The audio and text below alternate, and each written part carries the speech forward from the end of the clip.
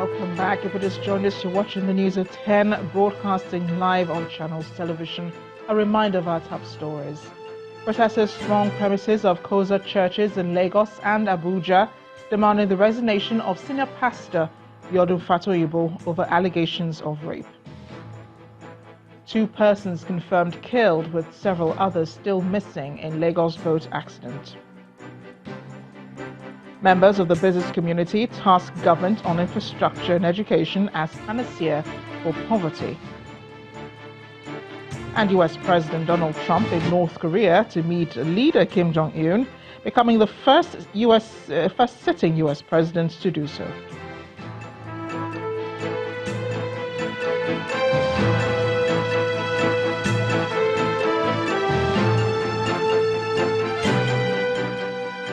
For more information on our top stories, please visit our website, channelstv.com. Also, watch Channels Television's live stream on YouTube and other social media platforms using your mobile device, or download the Channels TV app for Android and iOS devices from their respective stores. Besides giving you access to news updates on the go, the Channels TV and Channels 24 app have an eyewitness feature that you can use to share pictures, videos, and news of happenings around you. Just install the app, then tap and swipe to reveal the menu and follow the instructions. We do have some of the images that you sent in. We'll begin with this one. It's from Port Harcourt Akwa Ibom Road in Rivers State, showing the state of the bridge, which our eyewitness reporter says needs urgent attention. He is calling the attention of the state and federal government to it. Next is this set of images from Sound Hope Street, Barua Ikpaja in Lagos. It is all flooded. Our eyewitness reporter laments that this is what residents go through or have to go through when it rains. He wants the Lagos State government to look in their direction. Similar to that is our next picture from Owutu Ishawo Road off Agric bus stop in Ikorodu, also in Lagos. We see what the area looks like every rainy season. According to our eyewitness reporter, work began on that road but was abandoned shortly after. He wants the Lagos State government to complete what it started there. Thank you for sending in those images, and please note that you too can report on events around you. We are on our shores now, this time in the U.S., where the Association of Nigerian Physicians in the Americas are having their annual conference in Washington, D.C. At the meeting, the national president of the Nigerian Medical Association, Dr. Francis Faduyile, asked the federal government to ensure that blood banks are fully stocked in order to effectively reduce the rate of maternal mortality in the country. He also says stakeholders, including community and traditional leaders at all levels, need to be engaged as well. Our correspondent, Ogechukwu reports. The women give up nail clippings and... It's another opportunity to draw attention to issues surrounding women's health at the annual meeting of the Association of Nigerian Physicians in the Americas, ANPA. Can manipulate your body against you. On the front burner is the worrisome high maternal mortality ratio in Nigeria.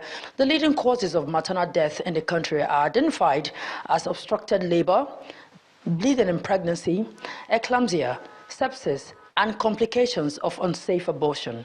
Most of them are highly avoidable and they are highly treatable.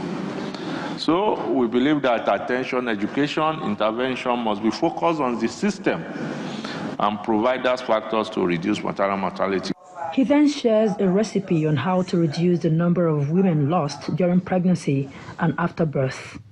The government should focus more on the emergency responses. We must have blood. We must have blood. Because if it is postpartum hemorrhage, blood must always be available. And that is one of the areas that we are lacking. Postpartum depression is another challenge some women face after the birth of their babies. An assistant in clinical psychiatrist at the Columbia University Ivory Medical Center, Dr. Obianu Juberi, gives some tips on how to handle the condition.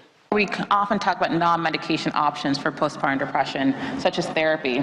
So we have interpersonal therapy, which is how going through that role transition I talked about, helping the mom transition to having her identity as a mom. We also do cognitive behavioral therapy, which is helping moms understand the connection between their thoughts, their behaviors, and their feelings. We also do some brief dynamic therapy, which talks about their attachment history and their personal lives. Bright light therapy, group therapy, meditation, relaxation techniques, which The pace of reducing maternal death in the country has been slow, as many of the contributory factors still exist. Now, the Federal Ministry of Health has expressed its commitment to reducing this process by the inauguration of a 34-member task force to speed up this process. Now, the next NDHS will show if this task has been effective. From Washington, D.C., Ogochukwu was reporting for Channels Television News. Well, last week, Nigeria's Vice President, Professor Yemi Osinbajo, traveled to the United States of America, where he met with his American counterpart, Mr. Mike Pence, in the White House. At the meeting, both leaders affirmed the mutual benefit inherent in a deeper bilateral relationship between both nations. Both vice presidents focused on the economy, military assistance, and the threat of global terrorism, while also noting Nigeria's place on the African continent in America's global leadership.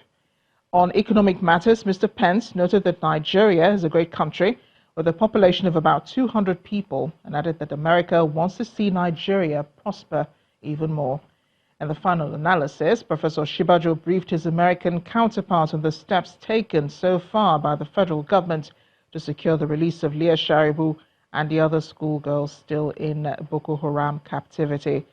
We're now being joined on the news at 10 by our data consultant, Babajide Ogusowo, to look at how further to deepen these ties between the U.S. and Nigeria. Babajide, our crystal ball is back. So the Vice President was in the United States, concluding his visits. They talked about a lot, economy and so on. They want to deepen centuries-old ties between Nigeria and the United States.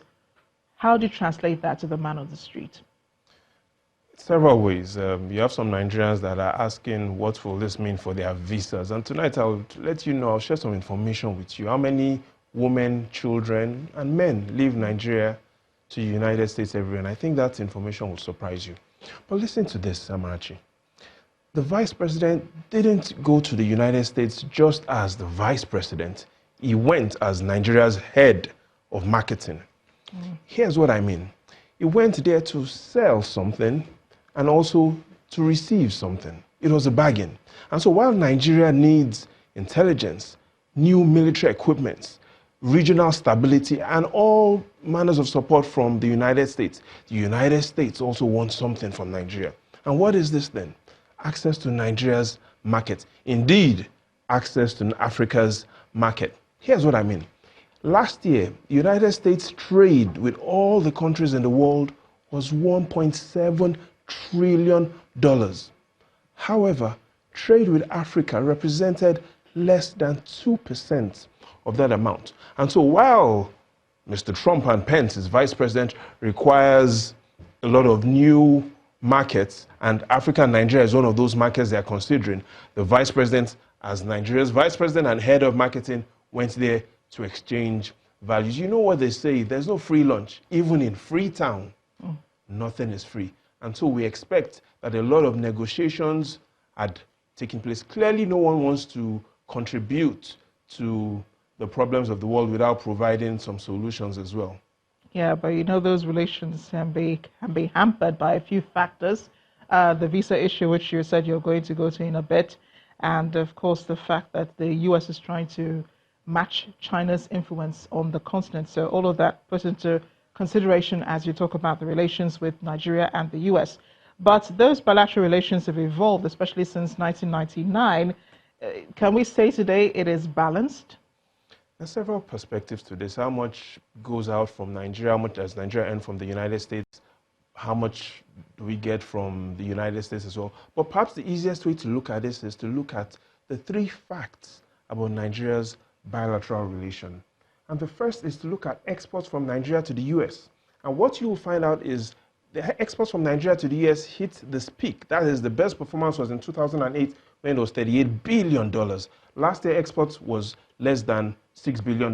The second is to look at capital importation from Nigeria to the U.S. That has been quite uncertain. 2014, $3.7 billion. 2018, about the same thing, $3.7 billion. So capital importation from the United States has also not been certain. But perhaps the third thing is to look at, is this really a bilateral relationship or is it a unilateral relationship? Here's what I mean. Since we started the Fourth Republic, in 1999. Fewer US presidents have come in. In fact, since 1978, when we started the presidential system, the United States has had 7 presidents, but only 3 out of 7 presidents from the United States since 1978 has visited Nigeria. So when you look at these facts, especially fewer US presidents visiting Nigeria and all Nigerian presidents visiting the US, it then tells us that the relationship might be more unilateral than bilateral. We need to be able to find more values to be able to attract the presidents from these nations that we have bilateral relationships with. Again, look at it this way. 7 presidents from the United States since 1978, but only 3 have visited Nigeria: Jimmy Carter, Ronald Reagan, and George W. Bush. So what we need to do is we need to find other things apart from oil. We need to be able to show that the nation has enough reasons to attract new investments, and even though the US and the United States are buying less oil from Nigeria, we need to also be able to open up new markets. But this unilateral relationship, isn't it common with other African countries as well? I mean, you find the United States benefiting the most, I believe, from this relationship. We talked about African leaders going to meetings with the US and with Western countries and, having nothing to offer on the table. Again, it also comes with deepening our ties. The first is we need to improve intra-African trade. We need to be able to do business more with African countries. The second is we need to be able to find out and produce more and export more non-oil products. And the third is we need to ask ourselves this question: forwards, what is Nigeria offering? Again, we can't be contributing to the problems of the world while we should be really providing solutions to the problems of the world. But here's why the Nigerian-US trade relationship is important. Even though that trade value, the trade number is small, $26 billion with the United States traded with all of Africa last year, 10% of that trade was with Africa. So in Africa, the summary is Nigeria remains the most significant trading partner for the United States. The United States wants to improve its relationship with Nigeria, get an inroad into Africa, but we also have to be able to find out that what is Nigeria offering the world. We no longer can offer problems to the world. What we should do is we need to offer solutions to the world. What are the solutions we can offer to the world? We can export skills. We can be known for exporting cheap processed food.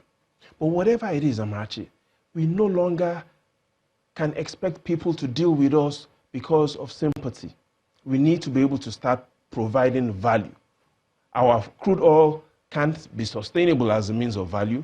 So the question on the minds of every cabinet member when they are sworn in is, what sort of value will your ministry be providing? Again, we no longer can be contributing problems to the world, insecurity problems. What Nigeria needs more than ever before is to provide solutions to the problems of the world, no longer contributing problems. I'd like you to look back, at those 3 US presidents who have visited Nigeria and see if, trade was boosted between Nigeria and the US during that time.